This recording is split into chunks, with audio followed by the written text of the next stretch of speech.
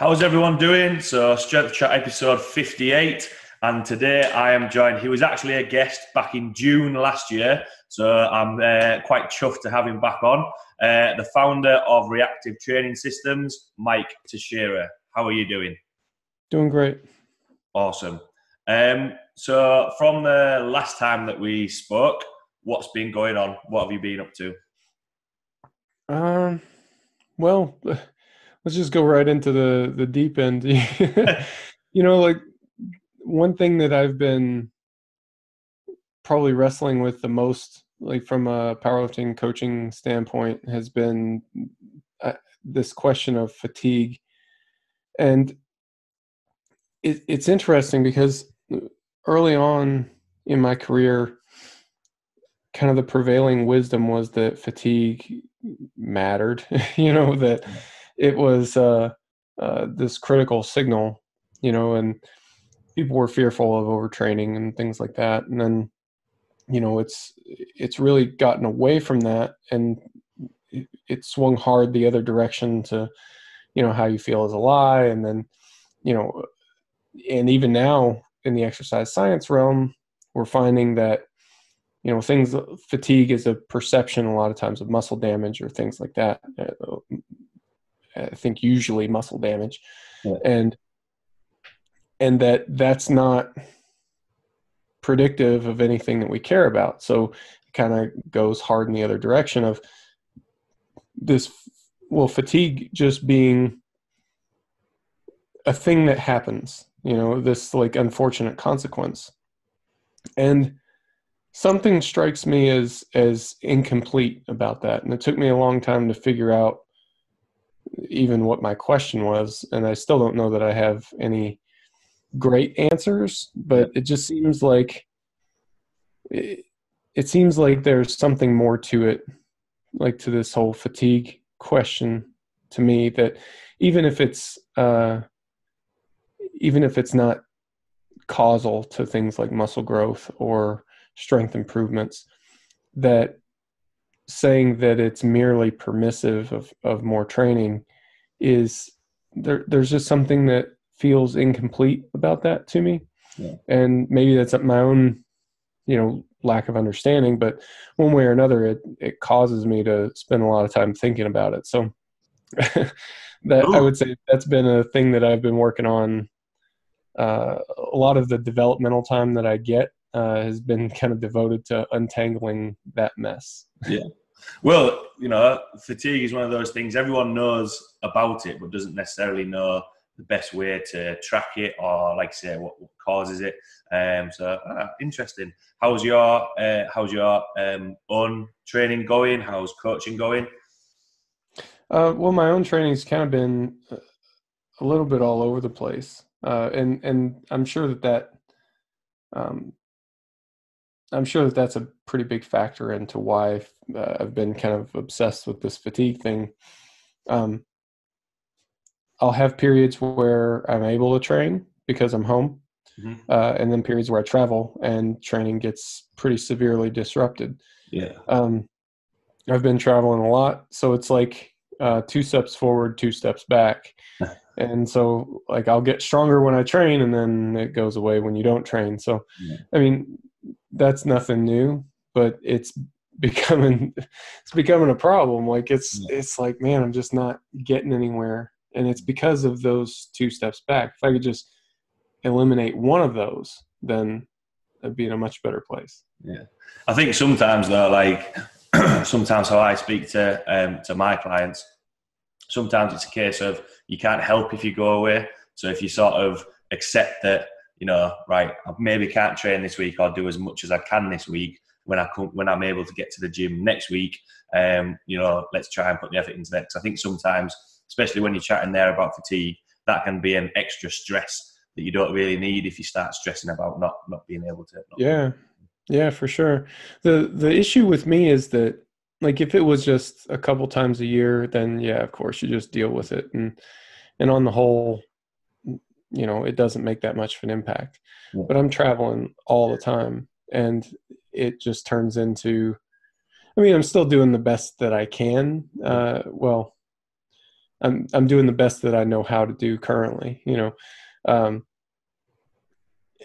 So, I mean, I wouldn't want to stop training, you know, because that's a worse scenario. Yeah. But it's like, is there something that I can do? So one issue that has come up a few times.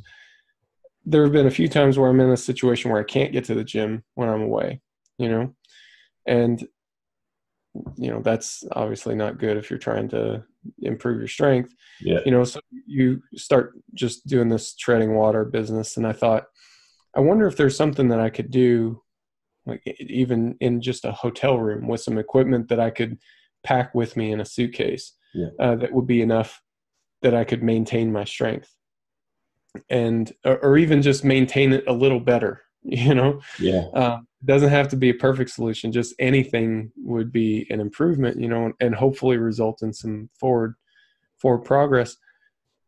And I haven't come up with very much that's useful, because I mean, really, I'm talking about something that allows me to produce high forces, that's portable, lightweight, and doesn't require any sort of special fixtures or attachments or anything like that. And you go, well, maybe bands. Well, not really. Bands don't work like that if you're using just band, right? I mean, if I wasn't as strong as I was, maybe that would work, but still probably no. But anyway, long story short, the best thing that I've come up with so far is just kind of using a strap and doing some isometric work. Okay. You know, I mean, I don't know. We'll have to see if it's functional or not, but well, sometimes what I say to people is something is better than nothing. Yeah. But if you come across something that you can produce a little bit more force and attachments and stuff, you might be onto a winner in that market there. You know, other people might be wanting that as well. Yeah. Well, man, I had all kinds of crazy ass ideas when I was working on this, though. Do you know about a machine called a Exergenie? No. It's a pretty smart little piece of equipment. It was originally developed, I think, back in the 60s for astronauts. So when astronauts are on orbit, they lose a lot of bone mass, muscle mass, because there's just no resistance at all. Yeah. And so they need to do some sort of resistance training while they're on orbit. Mm-hmm. The thing is, weights don't work, because it's a free fall environment. Yeah. So you have to have some way of doing resistance training. It also needs to be lightweight because it's expensive to put things in orbit, things like that, right? Yeah. So one idea that this company came up with was to basically use friction, right? So an Exergenie it's basically just like a metal post that has a rope, and there's an eyelet on one end of the metal post, and you pull the rope through the eyelet. Okay. If you need to increase the resistance, it's got a dial on it that you turn, but basically I took the thing apart and looked at it, and basically the only thing that dial does is it wraps the rope around the post. Right. And the more times you wrap the rope around the post, the harder it is to pull it, Yeah. And I've seen guys using this to simulate truck pulls and, to do all kinds of different like home gym type exercises. It's not perfect because there's no eccentric loading or anything like that. But I thought, well, maybe that would work. Yeah. It doesn't quite, it's like, it's close, but there's just a couple problems that are too significant for me to care about it anymore, I think. Like the resistance isn't quite even. Like you'll have a few really easy reps and then one really hard rep. And it just has to do with how the rope is twisted around this stupid thing, And the range of motion is weird, and just things like that. So with the traveling, apart from the effect it's having on training, are you enjoying the traveling? What's the reason for the amount of traveling? Yeah, absolutely. I still am enjoying that aspect of it. Most of the travel is work related. Yeah.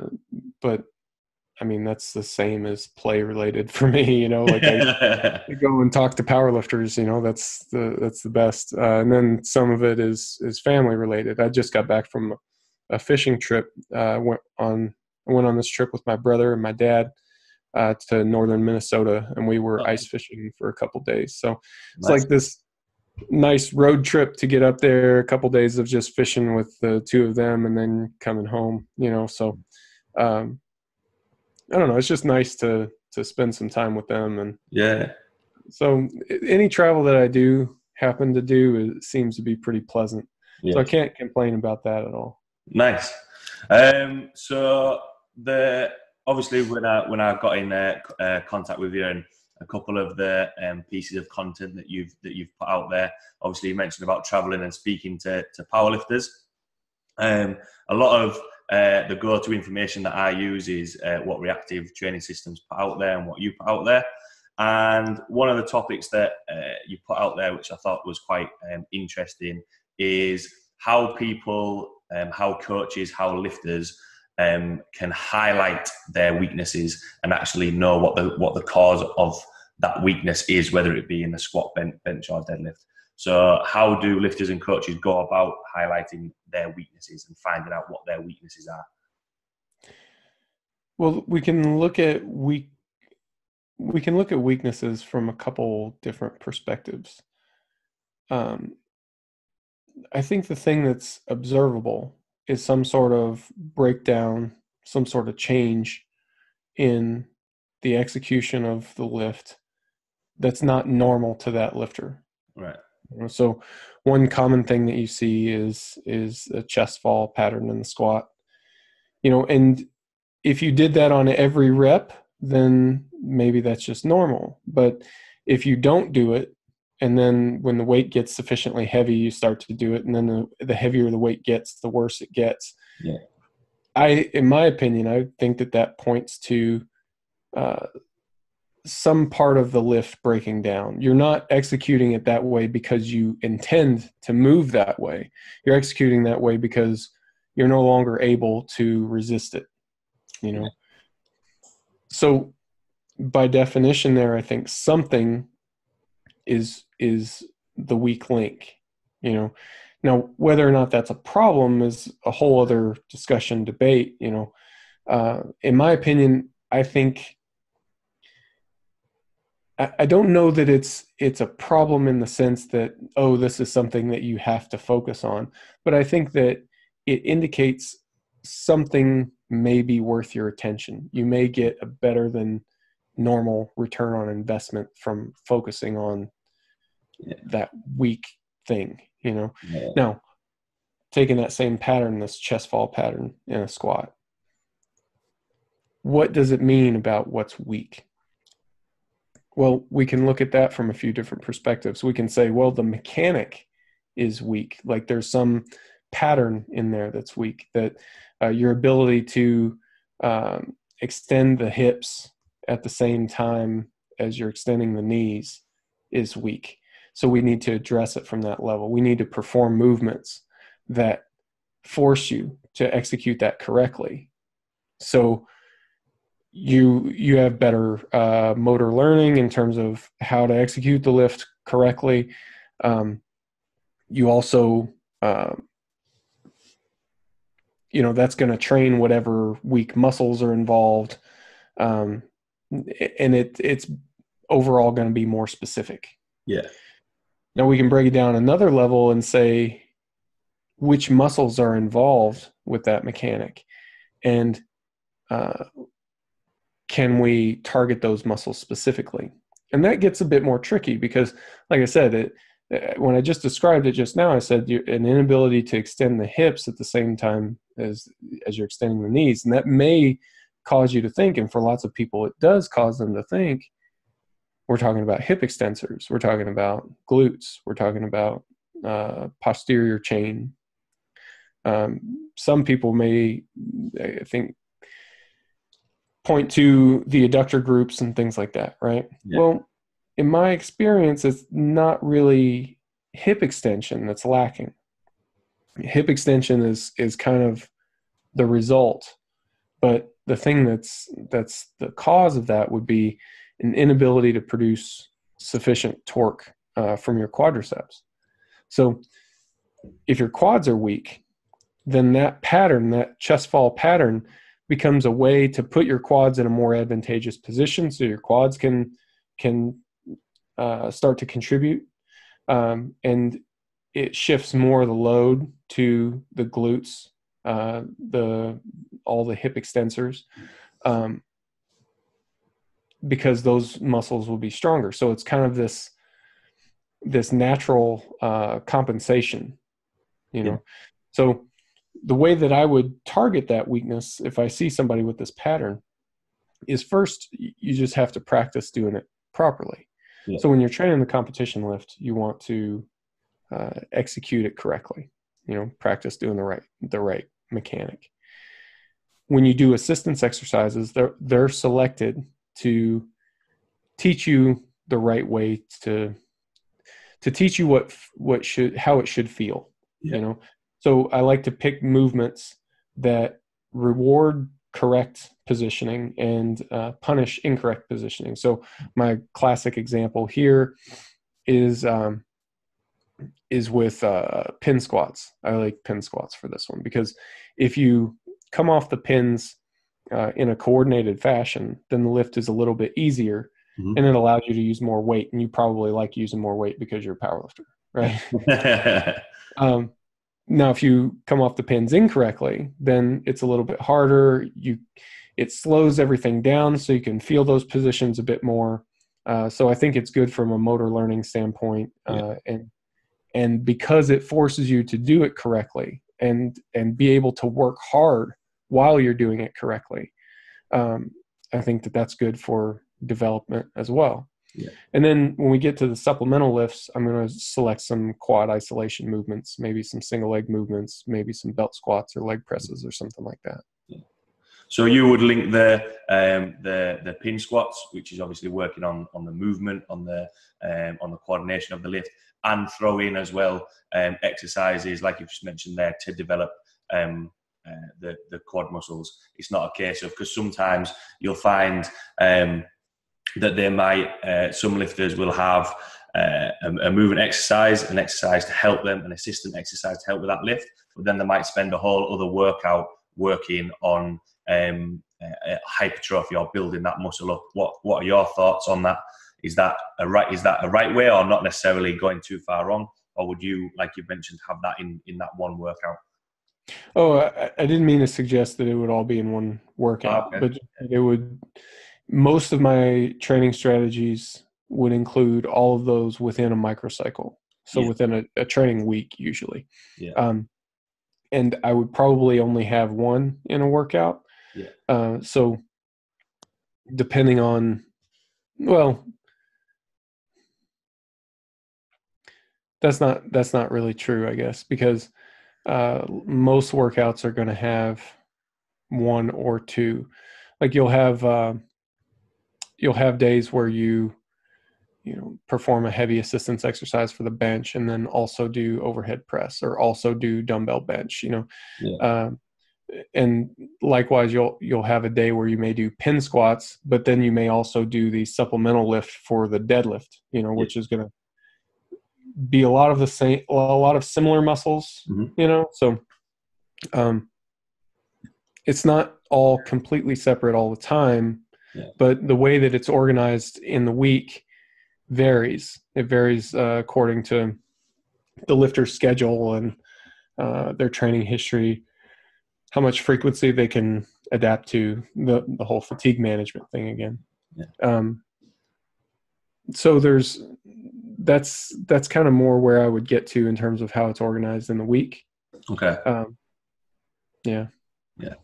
Depending on how far they are out from competition or in between competitions, how much would you add into that program? Obviously, as it leads up to the competition, you want to get a little bit more specific to the weights and the lifts that you're going to do in for competition. Would you keep those exercises and keep working on those weaknesses leading up to a competition, or how far would you sort of drop that back off a little bit? So I don't think that I think it's maybe a handy shortcut to say that we want to get more specific as you get closer to competition. But I don't think that's what we really want. I think what we really want is transfer. Mm-hmm. That you want to, as you get closer to the competition, you want to perform training that transfers the best. Yeah.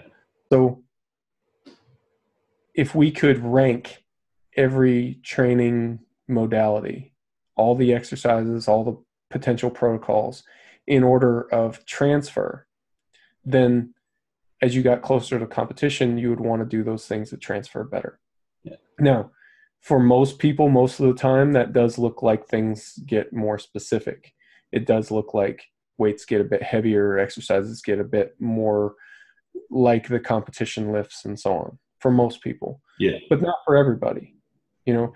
And, you know, I give the example a lot of times, like I've had lifters that just don't respond well to high intensities, but they do respond great to low intensities. So we train low intensities right up to the competition, you know, and if they go and perform well, then that's the important thing. That's what we care about, you know. Now, that's a great lens to look at this problem through, I think.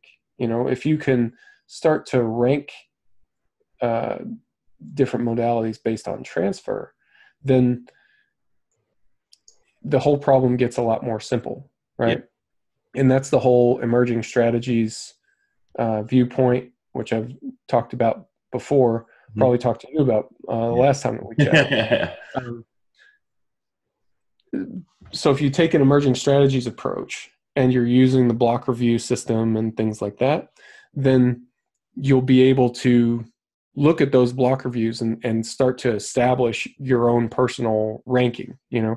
Now, if it looks to you that, you know, hey, these assistance exercises aren't really giving me much transfer. What's really giving me transfer is competition exercises done at high intensities. Yeah. Then by all means, you know, as you get closer to the competition, focus on those things. And lots of people do, and it's successful, right? But lots of people get plenty of transfer from other things, you know. So in that case, you're going to want to go in that direction. You know, a good example, I think, is Brett Gibbs at the World Championship last year, who had just really a fantastic performance. You know,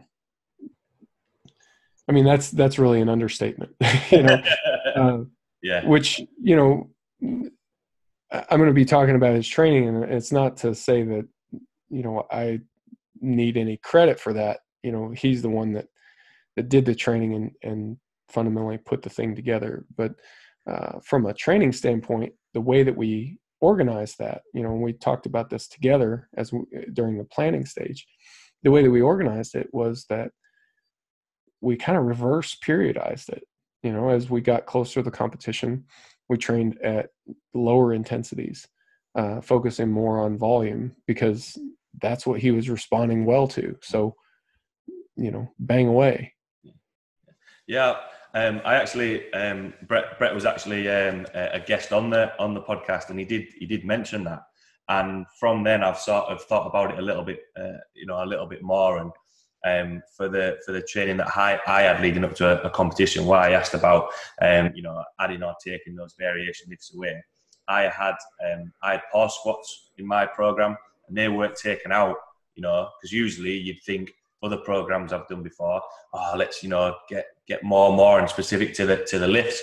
And I kind of wanted your thoughts on that, because I think the mentality is changing a little bit, that, you know, it's what's right for the person. I think, you know, it was that old adage of, get more specific as you get a little bit closer. But I ended up lifting the heaviest that I've lifted, and I was still doing the variations of lifts as well as the competition lifts, you know, well into leading up to the competition, which it sort of puts home that message of, if it's working and it works for you, there's no need to go too far away from what you're doing.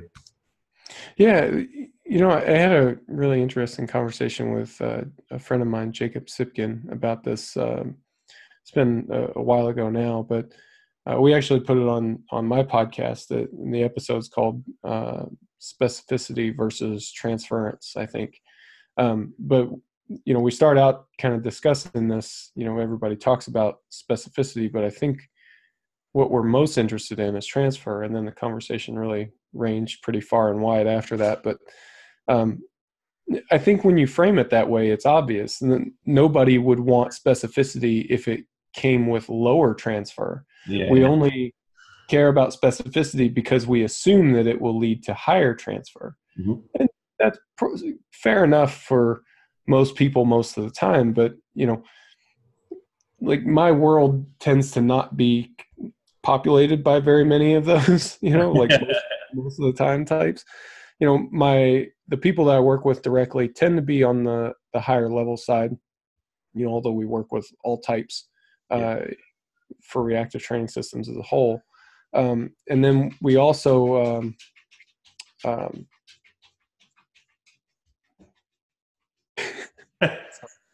is that bothering you? No, I wondered what it was. Yeah, my cat wants in. I'll have to let him in a minute. Sorry about that. Where was I? Transfer and specificity, right? Yeah. Yeah, I mean, I think, I hope you see where I'm going with that. Just that the thing that most people care about is really transfer. It's not specificity. Specificity is just, you know, the thing that it's easier to see, does this look close to the competition lift or not? You know, and it's easy to see that just at first glance. So it's kind of an attractive proxy for transfer. And it ends up working out all right most of the time, you know, but if you're really trying to dial it in, you really want to optimize your training, I think it's worth kind of going the extra step. Yeah. And as well, you know, the end goal is to put more weight on the bar and have a good competition, which is that's the end product really. That's what you've got to keep in mind.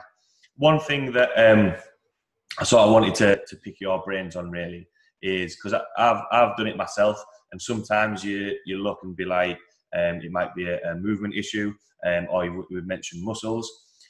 Can that sometimes be as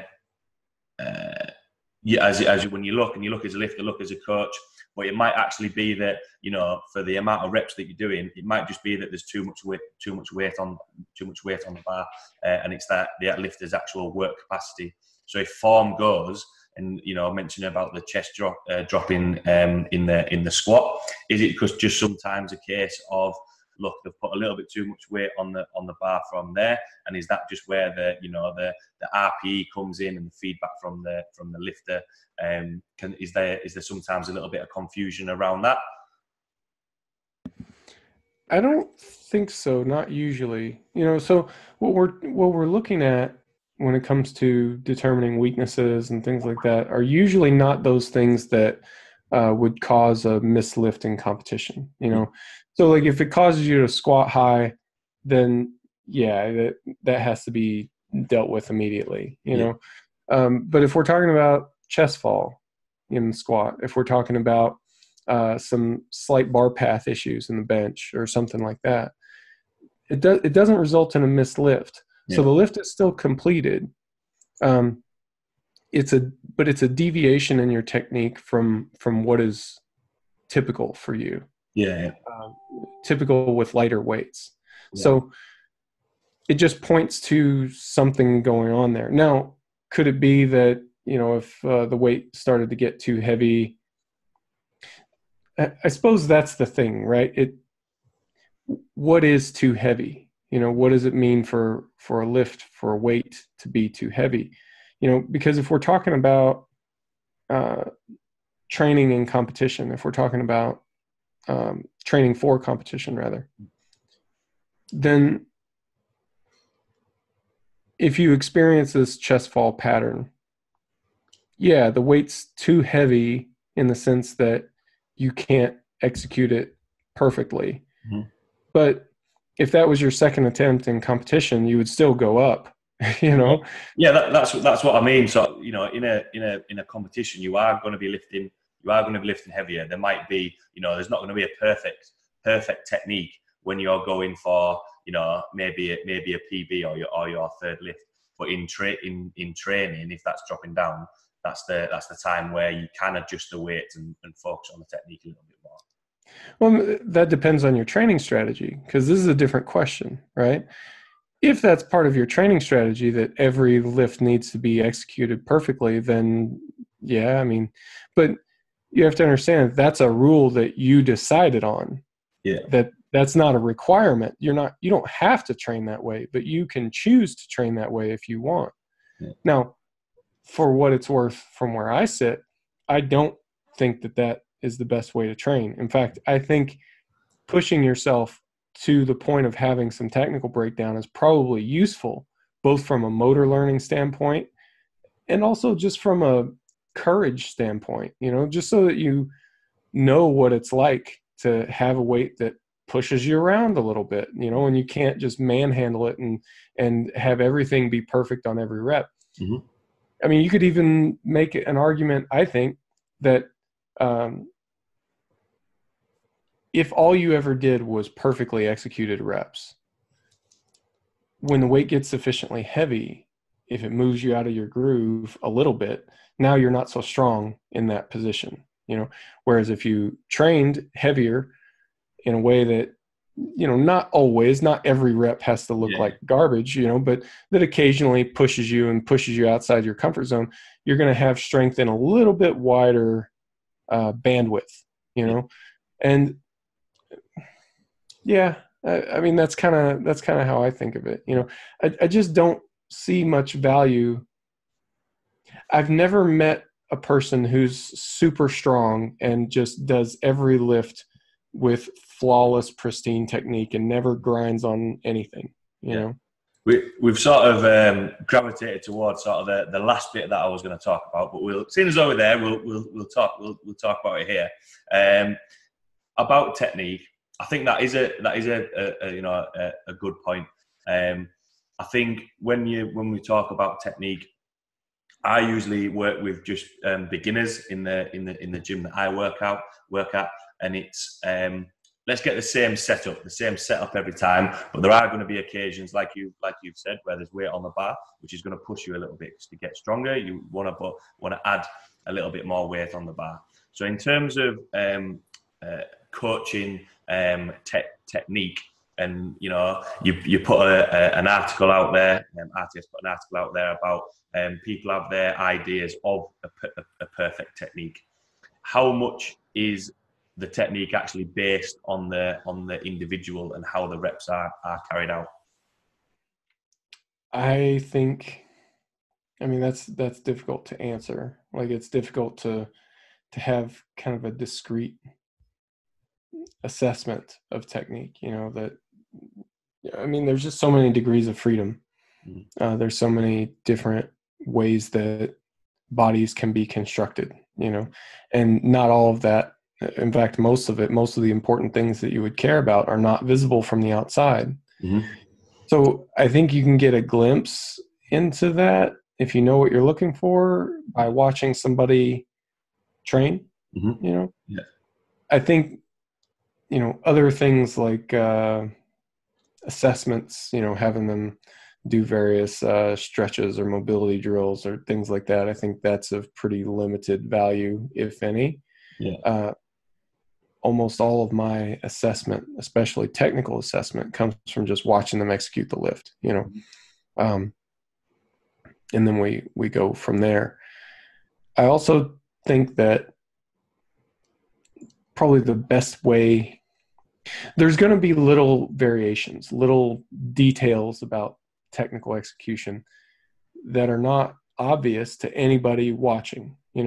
Maybe when you're a ranked beginner, it's not maybe, but definitely when you're a ranked beginner, the flaws in your technique are obvious to people who are watching. But as your proficiency in the lifts improve, those deviations get to be harder and harder to see.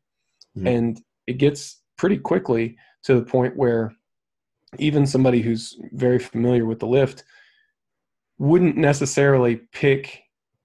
It's not that it's invisible, but I'm not articulating this very well. Let me back up for a second.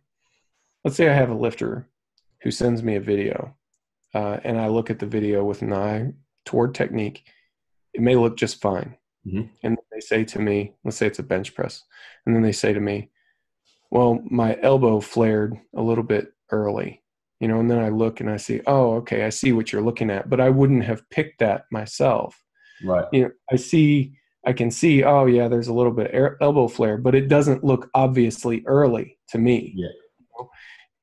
Now, if I know that lifter sufficiently well to say that, I know what's normal for them, maybe that helps, but a lot of times it doesn't. They can feel things a lot more clearly than I can see them. Yeah. So I have to rely on their sense. And it's more than that. I want them to develop that sense, because that's something that they'll always have with them. It provides immediate feedback. It's right there with them on the platform. And as they develop it, their ability to control their own body improves. They're able to make some corrections as they go. Their movement intelligence improves. So these are things that vary from one lifter to the next. It's not everybody has the same squat stance. We know that, but it's more than that. It's bar position. It's toe angle. It's little details about how they're moving that makes one rep feel right and then another rep not feel right. Yeah. An example I can give you about that is for myself in the deadlift. For the longest time, I had this sensation when I set up properly that it's almost like there was a slot in my shoulder blades a slot that my shoulder blades would fit into. And when I pulled my shoulder blades down, pulled them into the slot, then my setup was good. I was tight and I was able to pull, and it was a well-executed rep. Now, there's not a physiological slot for your shoulder blades, right? But that's how it felt. That's how it made sense to me. That's what it felt like. Now that made sense to no one else, because believe me, I tried. Nobody else, it just didn't click. So we found other things that did seem to help, talking about engaging the lats, pulling the shoulder blades down through back pockets and things like that, right? But it's one of these things when I coach in person, if I can get somebody to feel what that feels like, then they can get it, and it's this, I can't see it on video, not directly. It's not like I see a rep and, oh, your shoulder blades are here and they should have been there. It's more general than that. It's hard to put your finger on it and say that's the indicator right there, but sometimes it just looks right, sometimes it doesn't. So you can see it in that sense, but that's garbage for coaching, right? What you need for them to feel it. And I'm really kind of going around taking the scenic route on this one, but what you need is for them to feel it. So if you can come up with some drills, some assistance exercises in powerlifting parlance, that cause them to feel it correctly, then that's a much faster way to get there. I found it quite interesting reading that article. You mentioned about obviously asking the lifters how do they feel, if they're, like you mentioned about the bench press, if their elbows flare out a little bit, and obviously not using as many coaching cues and letting them feel it a little bit more, which is obviously the old adage was, going back to when we mentioned about being specific leading up to a competition, letting them give it a go, and then adding something in, rather than trying to use as many coaching cues as you can to help them get the lift. Because you also mentioned about attractors and fluctuators, which I thought that was when it was explained and written down, I actually thought, that's a pretty good way of thinking about it. Do you just want to explain sort of the idea behind that? Well, so this all points back to dynamic systems theory and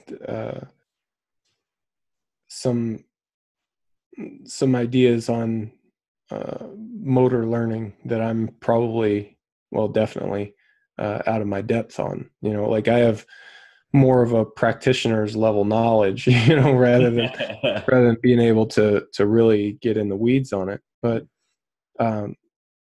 it goes back to the example of pin squats that we talked about earlier. I want to give them the feeling, this is what it feels like when you do it right. Yeah. You know, I want them to take note of that feeling and reproduce it. And I think the more times you reproduce it, the easier it is to feel it, the easier it is to call on that mechanic. You know, you're strengthening that mechanic. That's the attractor that we're talking about. That the easier time you have calling on a specific motor pattern, motor sequence, the deeper that attractor becomes. You know, I don't know if you remember, but I have a distinct memory of being a little kid, right? That, and, you know, uncles or whatever would, you know, they're joking around with you. Like, hey, can you make a muscle? No, I mean, you're a little kid, you're, you know, 5 years old or something like that. And I distinctly remember like the first time I put my arm up and I was like, oh yeah, that's how you do it. And like you can actually make a muscle, you know, like that's a very distinct memory for me. And it's that thing that we're talking about. So you can yell at an athlete over and over, chest up, chest up, chest up. It doesn't do anything if they don't have the motor experience to know what pattern that's referring to. Yeah. If they don't have that sensation already to think chest up, that means this I need to do, you know, and it's not a verbal thing. It's a tactile thing. You have to feel it. So let's just cut out the middleman, you know. Everybody's had this sensation as well of getting cues for a lift and just kind of feeling a little overwhelmed, you know. Like I have to sit back, I have to keep my knees out, I have to keep my chest up, I have to keep my lower back extended, but my upper back, you know, I have to keep my elbows down, but not too far down, you know. Like, holy shit, how do I think about all these things at once, you know? And it's just overwhelming. Now, with enough practice, you just feel it and it becomes one thing, right? So this is really a way to get lifters to feel it, you know? You can, I mean, I'm not saying don't ever offer a coaching cue, right? But just, it's better if you don't, you know, like if you can come up with a way to get them to feel it, that's what you want, you know, and there's a time and place, right? Like if they're committing some small error, you know, then tell them about it, tell them what the intent is and so on. And that goes with the assistance exercises as well, you know. Hey, we're doing pin squats for this reason. You know, here's why we're doing pin squats. Here's what I want you to learn from it. Here's what you should feel, you know, and if you don't feel that, let's talk about it some more, you know, that there's a communication and interplay here. But the feeling is what you want, because when they step on a platform, especially for powerlifting in this kind of online coaching world, you know, I may not be there to yell at them cues over and over and over. And even if I was, it probably wouldn't do that much good. It'd be much better if they just executed it correctly, because that's the correct way to do it. You know, that's the way that they produce the most force. That's the way that they feel the best, you know. It's a great point, you know, when it does come to being on the platform, you know, the coach can't be there. The coach might not be there to shout a load of coaching cues. And, you know, if it's maybe one small thing that needs addressing in training, which, you know, you can use a coaching cue for that. But the amount of times that I've done it myself, you try and use all the coaching cues underneath the sun, and, you know, it's like they've got five things to concentrate on. Whereas actually, you know, from learning from more experienced coaches such as yourself, actually taking a step back a little bit and only stepping in when, you know, right, how's that feeling? Right, let's concentrate on this. Because, you know, it's like anything in day-to-day life. If you're given 5 things to do, oh, what was I doing again? Oh, I need to do this. Whereas, look, let's concentrate on that one thing. Right, that's Nate. How that feel? Oh yeah, it does feel better.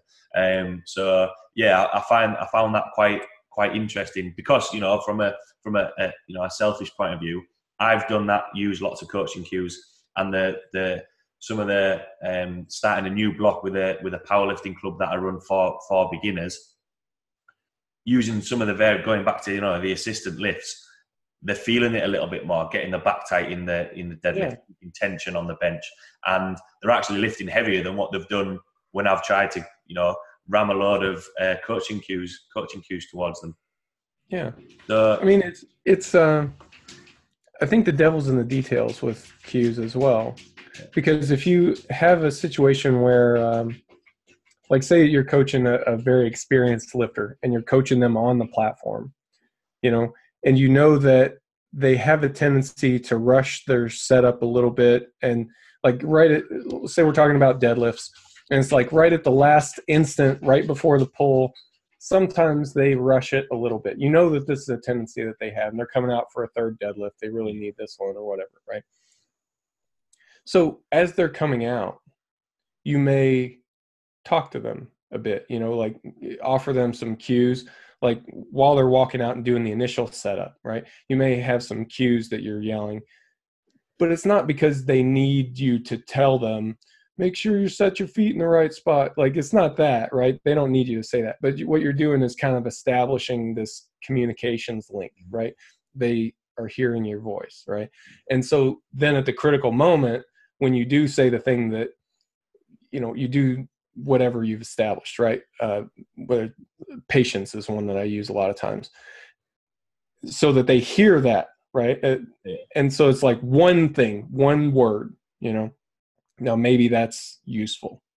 It would be better if you didn't have to do it, but the reality is not ideal all the time. But now if you have like 5 consequential cues that you're yelling, like it's too much. And it kind of goes back to the, like I've written before about the 80% technique heuristic, that I say if your technique is 80% perfect or better, then just focus on getting strong. If your technique is not at least 80% perfect, then you need to focus on improving your technical proficiency, And the way that I have that defined is if you commit a major technical error, something that could get you injured in the short term or something that's going to get you disqualified from competition, you're squatting too high or something like that, then that's something that has to get addressed immediately because you're automatically below the 80% threshold.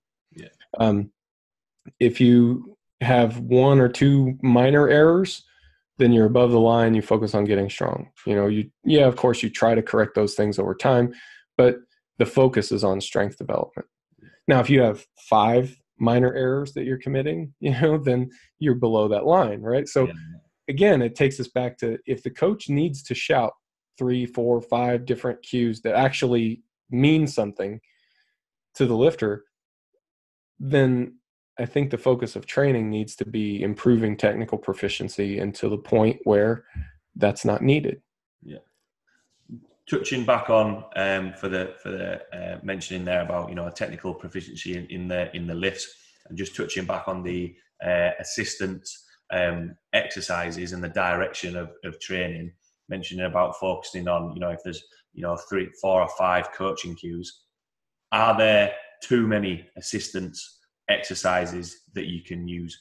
Would it be obviously you've mentioned there about the pin squats? Would that be a major or the main assistant exercise for the squat, or would you throw a couple of other things in there? Because obviously we've mentioned about throwing quite a lot of coaching cues to somebody.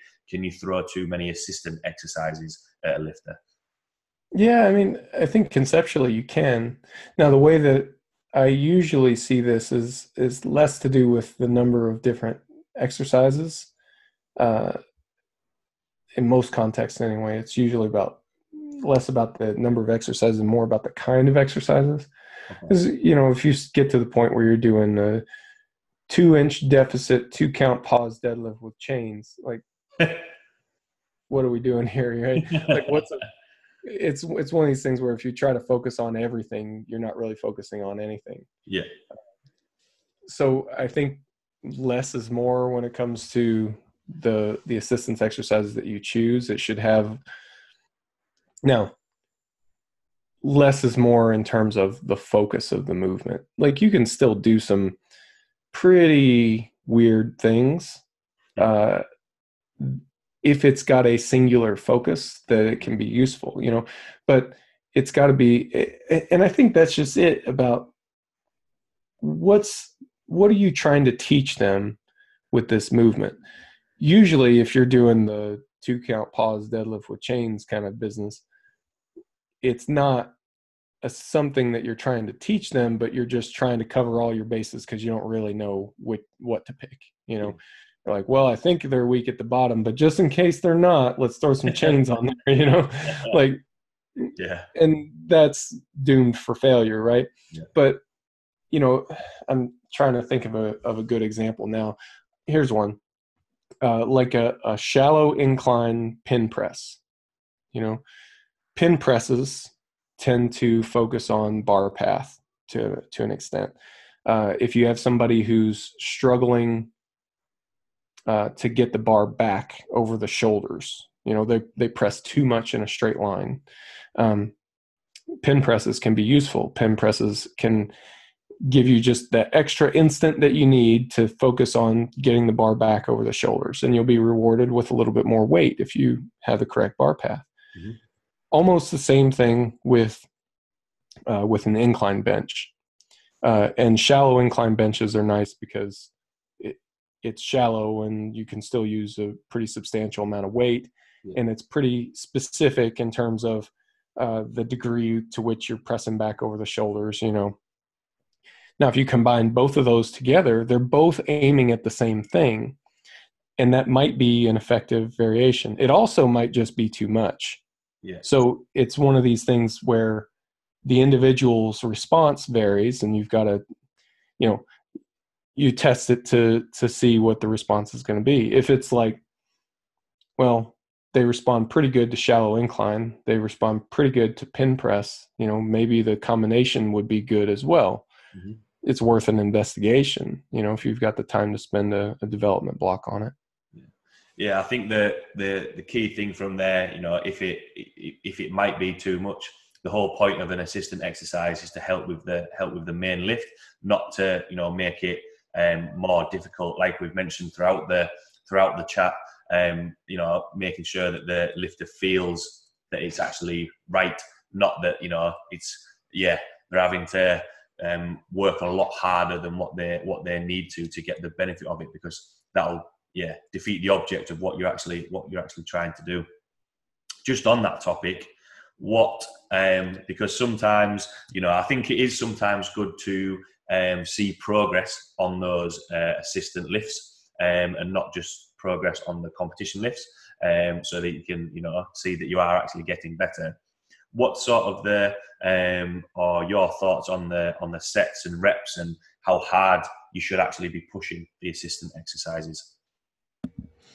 I tend to train the assistance exercises. So again, we're talking about those lifts that are pretty close to the competition movements. Mm-hmm. So pin squats, pause benches, deadlifts with chains, things like that. There's still the core elements of the competition movement are still there. It's just got a slight tweak to the execution. Yeah. I train those fairly heavy, even to the point of including, so singles at 8 RPE are kind of popular in the competition lifts at the moment. I will include those with the assistance exercises too. Mm-hmm. And my rationale is like this: if it's an exercise that I'm including because I want them to learn something from it, then they can learn that with heavy weights as well. That the whole idea is that this should transfer to heavy weights. So, if they're doing a shallow incline press, then we can do singles with that as well. But just like the competition lift, you wouldn't want to just do singles in most cases. I have run cycles recently of just kind of straight max effort work, kind of in the classic sense, do a full on 1RM max out in the floor press, or whatever. As long as it's an exercise that transfers well, and you respond well to high intensity, then it's worth a shot. I don't start to think that that's a magic bullet or anything like that. But it should be investigated as much as the next thing. Yeah, I think. Do you think on the flip side of that people sometimes, or lifters sometimes, and coaches program assistant exercises and don't give them or put in as much effort as what they should? Is there sometimes a case where they should be pushed a little bit more, or is there any benefit from taking your foot off the gas a little bit on the assistant exercises, depending on where you are out from competition and the time of training? I mean, that's going to be a training strategy thing as well. I mean, I'm sure that we could point to some people, like I don't know anybody off the top of my head, but I'm sure that they exist, people who I think are doing it badly or wrong, but I mean, as long as it's part of a coherent training strategy, I think you can do a lot of different things. You could, you don't necessarily have to push it really hard. Some of the classic Shaco programs that are the numbered programs, the numbered templates that circulate on the internet. Yeah. A lot of those will include a little bit of assistance work, but it's toned down quite a lot. It's not particularly hard or difficult. It's certainly not as high RPE as what I would tend to program, but that's part and parcel to his training strategy, and so as long as it's part of a coherent training strategy, I don't think it's a big deal. Yeah. The problem comes, I think, when it's not, that, if you never do anything heavy, then that's a problem, but, and I mean, this is a little bit of a straw man maybe, because I don't know anybody who really is serious about powerlifting and just doesn't ever train anything heavy. Maybe I'm not looking in the right place, but I don't see too many of those. Yeah. A key point from there, not getting it wrong, and making sure that you try and get it as close to right as you can. That was sort of a take-home point from the last time we chatted. Which from there, as a coach myself and as a lifter myself, I've tried not to get it too far wrong. After everything that we have chatted about today, what would be your take-home points or words of wisdom? I suppose today's conversation really centered around the technical aspects of training and, how to know what you're doing there and how to improve it, so take-home wise, I see lots of people who are quite quick to discount the things that they're feeling, like I'm squatting low bar and it just feels terrible, but you have to squat low bar if you want to be a power lifter. Like, well, no, you don't. There's plenty of people who don't. Yeah. So if you have an observation, objective or subjective, don't be too quick to throw it away. I mean, it's good that people are open-minded. It's good that people kind of want the so-called expert opinion. That's good. But individual responses vary, which is probably a theme from last time as well. Your response may not be typical. It might be. It probably is, but it might not be. And chances of you having a typical response to everything are very slim. Yeah. That's just how the probabilities work. Yeah. So if you have a response that seems atypical, then question it. Sure. Be skeptical even of your own observations and opinions. But if it keeps showing up and you can't get an explanation that provides some satisfaction, then maybe what you're seeing is real, you know? And I mean, that applies from a programming standpoint, it applies from a technical standpoint. Like, I just think this question of individualization goes pretty deep. Yeah. The topics that we covered there, and, you know, based on the individual, just because it's not what someone else is experiencing. That's why, you know, an easy thing to chat about would be, you know, what common weaknesses have you seen? But really, sometimes it's a different for quite a lot of different people, different assistant exercises. A lot of people have different exercises compared to others. For example, when I was chatting about pause squats work really well for me. But compared to other people, it's as though they're. I mean, I'm not saying they are the nicest things in the world, but other people don't respond as well to them. Yeah. So I think that's a great point. That, you know, keep looking at your lifts and finding to highlight what is the issue, and then work from there and put the systems in place to benefit from that. You can look for similarities as well. Like, one thing I've noticed is that I'll have lifters that tend to respond to tricep exercises, you know. Now that makes sense to some degree, right? But the way that it kind of shapes up, it's not like there's a very obvious triceps weakness. It's not like they're missing benches at the top 2 inches of the range of motion or anything like that. To look at the lift looks like any other lift. You know, it's not dissimilar from how other people's 1RM attempts look in terms of sticking point and things like that. You know, but then as we do this emerging strategies block review kind of process, and I look at those block reviews, I start to see like, you know, things like pause bench and pin press are kind of ho-hum, you know, but when we do things like board press and floor press, they get quite a lot out of that. I wonder if a slingshot would work well for them, you know. So looking at what they've responded to in the past can also be illuminating for what you want to try in the future. You know, if there's a theme to it, you know, the theme is, you know, their deadlift is weakest off the floor, but they seem to be responding best to lockout exercises, you know.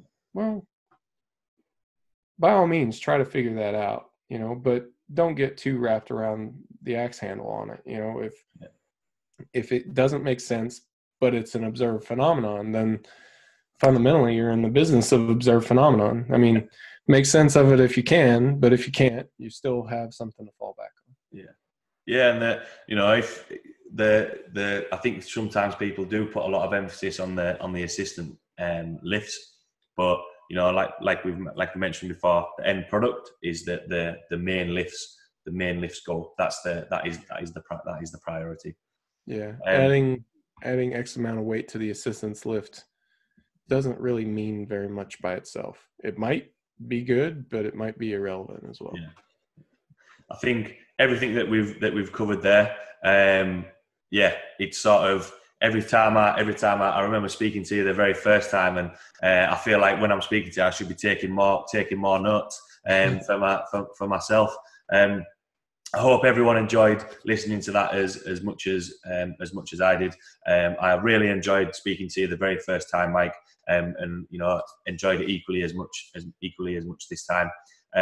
For anyone, any new listeners, or for people who have been listening for a while, where can people find you and find the content that yourself and Reactive Training Systems put out there? So we're most active on Instagram and YouTube, social media wise. And if you look for Mike Tuchscherer or Reactive Training Systems in either place, you should find us pretty readily. Our podcast is doing pretty good things right now. Today, actually, we just launched our first episode in a new series that we're including more on the historical aspects of powerlifting. So with the rapid growth of the sport, I think it's one of those things that can be easily lost. And it's not that, you know, younger lifters don't care. It's just that it's not, it's information that's very difficult to come by, you know, and as, I've not been around as long as some, but I've been around longer than most at this point.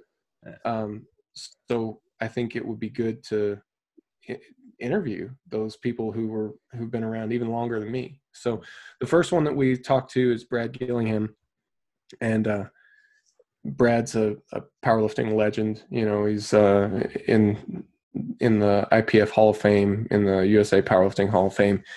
He's deadlifted over 800 pounds, over 100 times in competition. You know, I mean, he's still an active lifter now. You know, he's looking to get another 800-pound pull, hopefully, at the Arnold coming up in about a month. I actually saw you share that just before the podcast. And then, you know, in terms of the podcast that RTS run yourself, I'm always, because I follow, you know, there's that many podcasts out there that you kind of want to listen to them all. Yeah. It's sort of it's catching up when you know, at the start when you mentioned about fatigue. The one of the ones I listen to, I don't necessarily listen to them in order. I'll try and listen to them. Yeah, of course. The other one was heart rate variability, which I was listening to. So absolutely. You know, the content that you're putting out there is awesome, and like exactly how it has been today. It's just made me think a little bit more of a different and better way of coaching to ultimately get the lifters and clients to lift heavier, get stronger, and you know, achieve what they want to achieve. Excellent. So thanks a lot for taking the time to chat with me. Thanks a lot to everyone listening, and I will see you all next week.